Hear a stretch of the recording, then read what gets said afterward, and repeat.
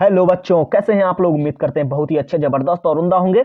आज हम लोग पढ़ते हैं intensity of electric field due to an electric dipole, वो भी ब्रूटॉन पोजीशन मतलब इक्वेटोरियल पोजीशन में वैद्युत द्विध्रुव के कारण वैद्युत क्षेत्र की तीव्रता निरक्षीय मतलब अनुप्रस्थ स्थिति में। बच्चों, मैं आपको पहले क्लियर कर देना चाहता हूं कि हम लोग ब्रूटॉन पोजीशन मतलब इक्वेटोरियल पोजीशन के लिए पढ़ने जा रहे हैं और एक्सियल पोजीशन मतलब एंड डाउन पोजीशन के लिए हम लोग पहले की वीडियो में पढ़ चुके हैं। आप प्लेलिस्ट में जाइए और वहां पर वो वीडियो वॉच करके अपने कॉन्सेप्ट को धमाकेदार तरीके से तैयार कीजिए। तो आइए शुरू करते हैं हम लोग अपने इस नए डेरिवेशन को।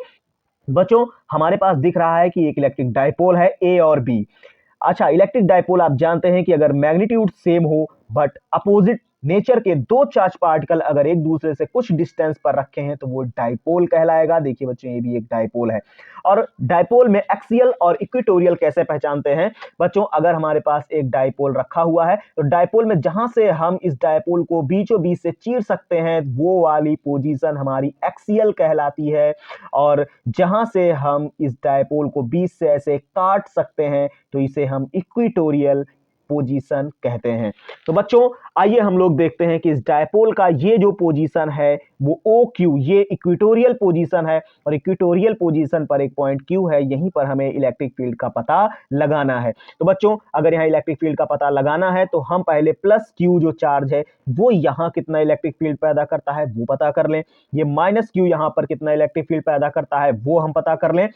फिर उसके बाद हम दोनों का रिजल्ट निकाल दें तो हमें पता चल जाएगा कि ये दोनों लोगों ने मिलकर यहां पर कितना इलेक्ट्रिक फील्ड पैदा किया है।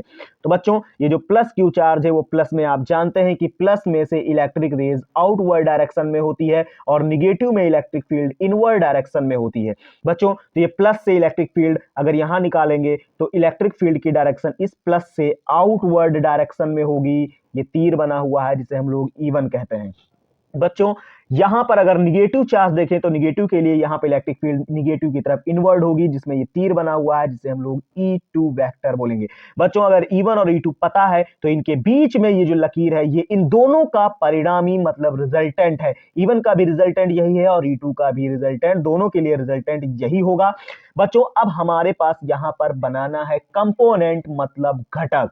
तो बच्चों, आप देख रहे हैं कि ए बी एक डाइपोल है और ये जो रिजल्टेंट की लाइन है तो ये लाइन और डाइपोल दोनों पैरेलल हैं और उसको एक तिरछी लाइन ऐसे कट कर रही है। तो अगर यहां एंगल थीटा बनेगा तो यहां भी एंगल थीटा बनेगा, अल्टरनेट इंटीरियर एंगल मतलब एकांतर कोण। बच्चों, जब हम घटक कैसे कंपोनेंट कैसे बनाते हैं, जब रिजल्टेंट किसी लाइन जिस लाइन के साथ थीटा बना लेता है तो हम समझ जाते हैं कि अब हमें इस रिजल्टेंट को कॉस लिखना पड़ेगा और ये कॉस E1 के लिए लिखें तो E1 कॉस थीटा, और यही रिजल्टेंट अगर हम E2 के लिए लिखें तो इस दूसरे वाले एरो को हम लोग E2 कॉस थीटा लिख सकते हैं। मतलब E1 और E2 दोनों के लिए हमारे पास ए रिजल्टेंट के ऊपर E1 cos थीटा और E2 cos थीटा मिल गया। बच्चों, अगर हम ये हॉरिजॉन्टल कंपोनेंट जो क्षैतिज घटक है इसको पता अगर कर लेते हैं तो हम वर्टिकल कंपोनेंट इजीली पता कर पाएंगे। कैसे कि अगर हमारे पास हॉरिजॉन्टल कंपोनेंट पर अगर हम एक ऊपर वर्टिकल लाइन खींच दें तो ये हो जाएगा वर्टिकल कंपोनेंट, और अगर E1 की ओर हमने खींचा है तो इसलिए हम इसे E1 sin थीटा बोलेंगे। और इसी पर अगर हम एक कंपोनेंट वर्टिकल कंपोनेंट खींचे तो हम नीचे भी खींच सकते हैं जो E2 की ओर है, इसलिए हम लोग इसे E2 sin थीटा बोलते हैं। बच्चों, ये बन गए सारे कंपोनेंट। अब हम लोग अपने डेरिवेशन को फटाफट शुरू करते हैं। तो सबसे पहले हमारे पास देखते हैं कि अगर प्लस क्यू यहां कितना इलेक्ट्रिक फील्ड पैदा करेगा तो वो डिस्टेंस पता होनी चाहिए, माइनस क्यू कितना पैदा करेगा इलेक्ट्रिक फील्ड तो वो डिस्टेंस पता होनी चाहिए। तो दोनों डिस्टेंस से बच्चों हम लोग पता कर लेते हैं। कैसे? अगर हमारे पास एक ट्रायंगल ओ क्यू बी है, देखिए ओ क्यू बी, और ये परपेंडिकुलर मतलब लंब और ये बेस मतलब आधार है, तो हम इसमें अगर पाइथागोरस लगाएं तो हाइपोटेनस स्क्वायर बराबर perpendicular square plus base square, कर्ण स्क्वायर बराबर लंब स्क्वायर प्लस आधार स्क्वायर।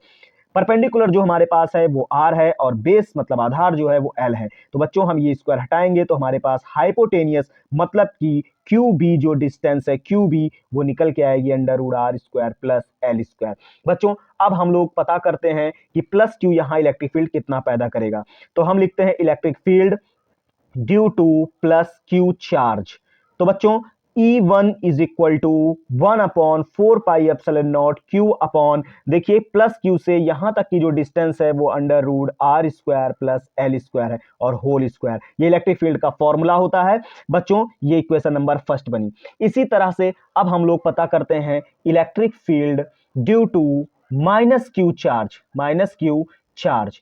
तो बच्चों, हम लिखेंगे E2 is equal to 1/4 pi epsilon naught Q upon, बच्चों माइनस Q से यहां तक की डिस्टेंस भी सेम है तो under root R square plus L square का होल स्क्वायर। इक्वेशन नंबर 2, बच्चों आप इक्वेशन फर्स्ट और इक्वेशन सेकंड को देख रहे हैं तो हम लोग कह सकते हैं इक्वेशन फर्स्ट और इक्वेशन सेकंड से कि E1 और E2 आपस में क्या है, बराबर। बच्चों अब E1 और E2 जब पता चल गया तो आपको पता है कि E1 और E2 का रिजल्टेंट कहां है, परिणामी बीच में, और बीच में दो तीर दिख रहे हैं जो सेम डायरेक्शन में है। तो हमें नेट इलेक्ट्रिक फील्ड अगर पता करना है तो हम लोग E1 और E2 दोनों को क्या करें बच्चों, जोड़ दें। तो हम E1 और E2 जोड़ेंगे तो हम क्या लिखेंगे, E1 cos थीटा और E2 cos थीटा। तो हम E1 और E2 cos थीटा जब दोनों को जोड़ देंगे, दोनों को हमने जोड़ दिया तभी तो हमें रिजल्टेंट इलेक्ट्रिक फील्ड मिला। बच्चों अब E1 और E2 की जगह देखिए हम लोग कैसे आगे वर्क करते हैं। E1 की जगह तो हम E1 ही लिखें और बगल में cos थीटा और प्लस E2 भी किसके बराबर, E1 के, तो जहां E2 है वहां भी हम E1 cos थीटा लिख दें तो हमारे पास होगा 2E1 cos थीटा। बच्चों E1 की वैल्यू हमारे पास यहां पर है, उसे उठाकर हम इस जगह पर पुट कर दें तो हमारे पास E is equal to 2 into E1 की value 1/4 pi epsilon naught Q upon under root R square plus L square की पावर 2 और बगल में cos थीटा चलेगा, स्क्वायर से खैर ये रूट कैंसिल हो जाएगा। तो हम लोग E is equal to 1/4 pi epsilon naught 2Q और cos थीटा और नीचे लिख सकते हैं R square plus L square की पावर 1, क्योंकि स्क्वायर से रूट खत्म हो गया। बच्चों अब हम लोग देखते हैं अगर हम इसी ट्रायंगल OQB की बात करें तो हम cos थीटा जब लगाएंगे तो cos थीटा बराबर बेस बाई हाइपोटेनियस होता है, मतलब लंब बटे वो सॉरी आधा बटे कर्ण। तो बच्चों बेस हमारा है L और हाइपोटेनियस है under root R square plus L square. तो ये cos थीटा की वैल्यू जब हम यहां पुट करेंगे तो हमारे पास निकल के आएगा E is equal to 1/4 pi epsilon naught 2Q और नीचे लिखा हुआ है R square plus L square की पावर 1 और cos थीटा की वैल्यू हम जब ये L upon under root R square plus L square put करेंगे तो बच्चों आपको पता है कि 2QL मिलकर बनता है P, जिसे हम लोग कहते हैं इलेक्ट्रिक डाइपोल मूवमेंट। P बराबर होता है 2QL और हमारे पास जब ये हम 2QL की जगह पर क्या लिख सकते हैं, P। बच्चों E is equal to 1/4 pi epsilon naught इस 2QL की जगह हम लोग क्या लिखेंगे, P, और नीचे जब इन दोनों का हम मल्टीप्लाई कराएंगे तो ये रूट को हम पावर 1/2 कह सकते हैं। तो 1 और 1/2 पावर जुड़ के मिलेगी R square plus L square की पावर 3/2।